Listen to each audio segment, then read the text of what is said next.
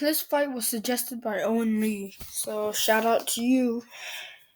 Today's battle is between Carnotaurus and Allosaurus. Okay, so let's start with Carnotaurus. Carnotaurus was up to 26 to 30 feet long in length and weighed up to around 2 to 3 tons. Weighed around 1 to 2 tons. Carnotaurus was 20 feet long as well. No, I meant Carnotaurus was 10 feet tall, okay? And we already discussed how long it was, okay? Now Carnotaurus also lived in South America. Now let's go to Allosaurus. Allosaurus was up to 30 feet long and 10 to 12 feet tall. And it weighed up to 1 to 2 tons on average, but it could weigh up to 3 tons on maximum. Using their maximum size, okay? And Allosaurus lived in North America. So far, Allosaurus is a lot bigger.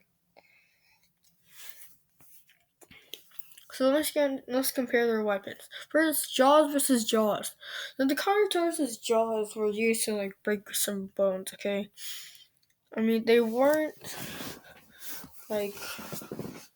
they weren't powerful, but they weren't weak as well.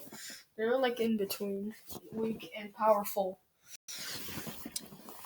So yeah.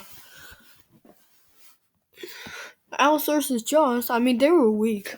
It only had the bite force of a lion, and that's pretty weak compared to a dinosaur. But it had a very effective technique that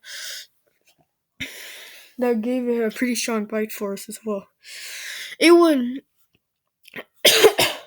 it would chase its prey, hold its head up like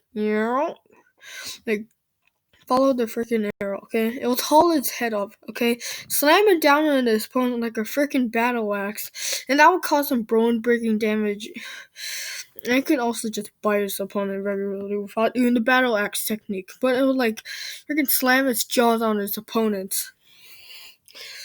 So edge goes to Allosaurus, just for that battle axe technique. Next, claws versus horns. Now, Carnotaurus could headbutt its opponents. Okay. But the Allosaurus could claw its opponents as well. It was a secondary weapon when its jaws weren't available. In my opinion, it's a tie. Headbutting, it's effective, but it's not really effective when your opponent's a lot bigger than you. And the claws, they're effective, but what are claws gonna do? You have a mouth, okay? Spinosaurus' claws were effective because it had a weak mouth, but it had strong arms and claws. It's okay, just listen to this. The stronger your jaws are, the weaker your claws are. Okay? And if you're in between, just like this Allosaurus, yeah. What I mean is, Spinosaurus didn't have really good jaws, but it had strong arms and claws.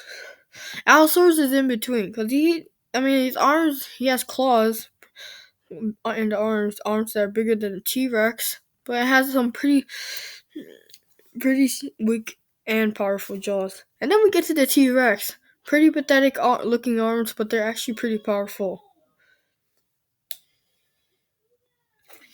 But the T-Rex had powerful jaws. So let's just get to the other stuff already.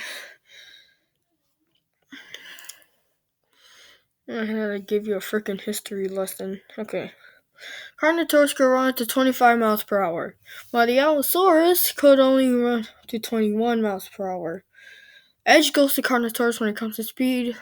Allosaurus is stronger and a little smarter. And more aggressive. They're both tied on aggressiveness, but the Allosaurus is a lot more aggressive. But the Carnotaurus is a lot more defensive because of its freaking body armor, right here.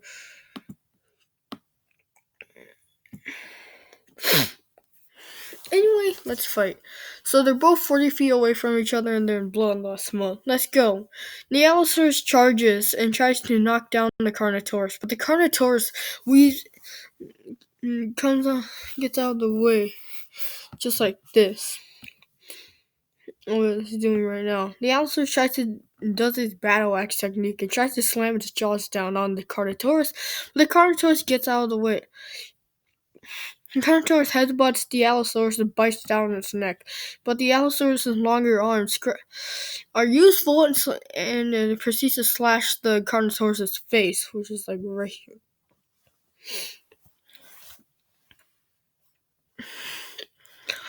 Yeah. Anyway, the Carnotaurus lets go of the Allosaurus, but then proceeds to bite the Allosaurus' arm, but misses. The Allosaurus bites down the Carnotaurus' head area, like right here. Now the Carnotaurus is in big trouble. He doesn't have any big arms, because his arms are smaller than the T-Rex, and that's saying something. His arms were freaking useless. His headbutting attack and his his biting attack isn't. Sorry, I got something in my nose. Isn't really, successful. Because, he's in a position where he can't even fight or bite back. Sorry, I just had to take a drink.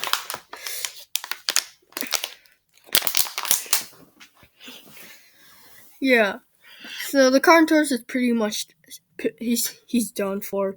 But the Allosaurus, but while the Carnotaurus is surprised, the Allosaurus gets tired for some reason, miraculously. And the Allosaurus lets go of the Carnotaurus' head. This makes the Carnotaurus run away, then makes a U-turn, and then headbutts the Allosaurus down to the ground.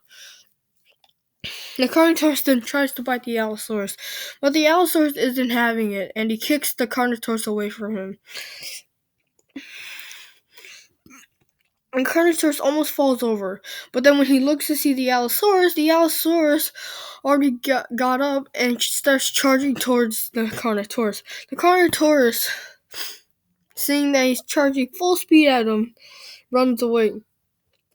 Now they both run in circles like it's a freaking Looney Tunes Roadrunner cartoon. And the slower Allosaurus can't keep up. But pretty soon, the Carnotaurus tires out, and that's when the Allosaurus comes in for a kill and bites down the Carnotaurus' neck. The Carnotaurus struggles, but then dies. Yeah. The Allosaurus roars in victory before, eating the dead Abelisaur. So the winner is Allosaurus. But who do I think would win most of the time?